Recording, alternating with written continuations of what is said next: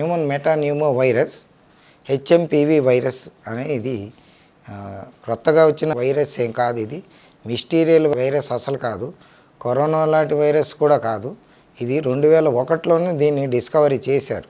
అప్పటి నుంచి దురదృష్టవశాత్తు ఇది ఫ్లూ వైరస్ లాగా ఎట్లా సిమ్టమ్స్ ఎలా ఉంటాయో దీనికి అలా ఉంటాయి.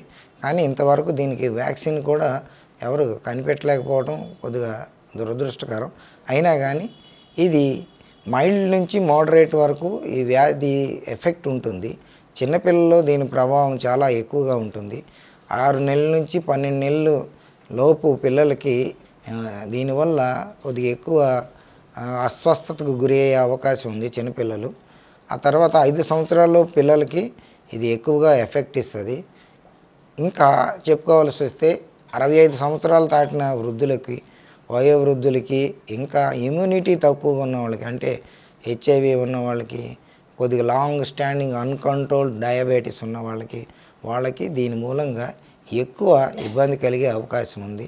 ఇది 5 నుంచి 16% వరకు దీనివల్లగా న్యూమోనియా డెవలప్ అయి ఊపిరితిత్తుల్లోకి ఈ వ్యాధి సోకి ఎక్కువగా అస్వస్థతకు గురై ఐసీయూలో ఇంకా సివియర్ ఇంటెన్సివ్ కేర్ యూనిట్లో జాయిన్ అయ్యే అవకాశం ఉన్నది. దీన్ని ఎలా వ్యాప్తి చెందుతుందంటే ఇది డ్రాప్లెట్, అది జబ్బు ఉన్న వ్యక్తులు దగ్గినా లేకపోతే తుమ్మినా గట్టిగా మాట్లాడినా ఇది గాలి ద్వారా వ్యాప్తి చెందుతుంది. అందువలన దీన్ని prevention is better than cure. కనుక prevention is very simple way. ఇదివరకు మనం కరోనాకు తీసుకున్న జాగ్రత్తలు దీనికి కూడా తీసుకుంటే ఈ వ్యాధిని మొదటి దశలోనే నివారించవచ్చు.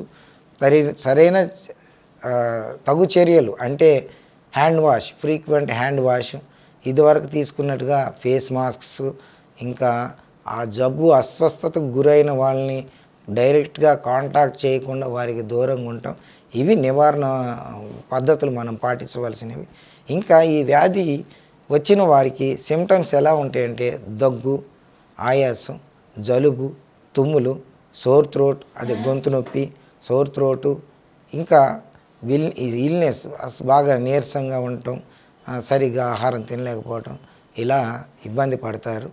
ఈ వ్యాధిగ్రస్తులు ఇలాంటి ఇది ఉన్నప్పుడు త్వరగా మెడికల్ హెల్ప్ తీసుకోవడం చాలా అవసరం. దీన్ని డయాగ్నోసిస్ ఎలా చేయవచ్చు అంటే దీన్ని హెచ్ఎంపివి పీసీఆర్ టెస్ట్ ద్వారా దీన్ని డయాగ్నోస్ చేయొచ్చు. దీన్ని రెస్పిరేటరీ దగ్గిన ముక్కు ద్వారా కానీ ఆ స్వాబ్ తీసుకొని పీసీఆర్ టెస్ట్ చేయటం మూలంగా, హెచ్ఎంపివి పీసీఆర్ టెస్ట్ చేయటం మూలంగా దీన్ని వ్యాధి నిర్ధారణ చేయొచ్చు. తర్వాత దీనికి ట్రీట్మెంట్ అంటే డైరెక్ట్గా వైరస్కి ప్రస్తుతానికి ట్రీట్మెంట్ ఏమీ లేవు, యాంటీవైరల్ ట్రీట్మెంట్ ఏమీ లేదు.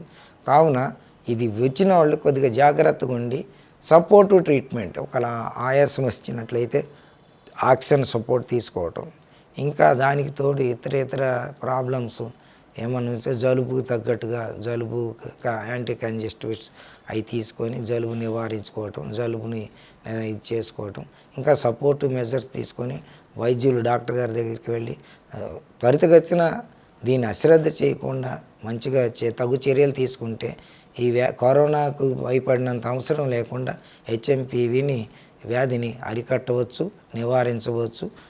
దీనికి వ్యాక్సిన్ అంటే ప్రస్తుతానికి వ్యాక్సిన్ కూడా ఏమీ రాలేదు. ట్రీట్మెంట్ అనేది సపోర్టివ్ ట్రీట్మెంట్ మాత్రమే. కానీ ఎక్కువ వయోవృద్ధులను, చిన్నపిల్లలు చాలా జాగ్రత్తగా ఉన్నట్లయితే ఈ వ్యాధి నుంచి అంత ప్రమాదం లేకుండా బయటపడవచ్చు.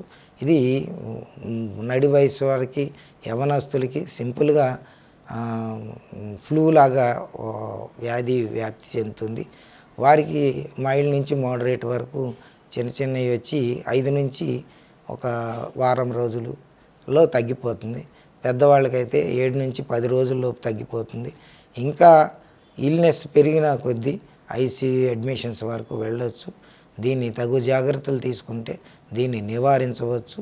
దీని గురించి అంతగా భయపడాల్సిన అవసరం కనిపించట్లేదు. కానీ చిన్నపిల్లలు, పెద్దవారు మాత్రం తగిన జాగ్రత్తలు తీసుకొని ఆ వ్యాధిగ్రస్తుల్ని కాంటాక్ట్లో లేకుండా దూరంగా ఉంటే దీని నుంచి త్వరితగతిన దీన్ని మనం అరికట్టవచ్చు.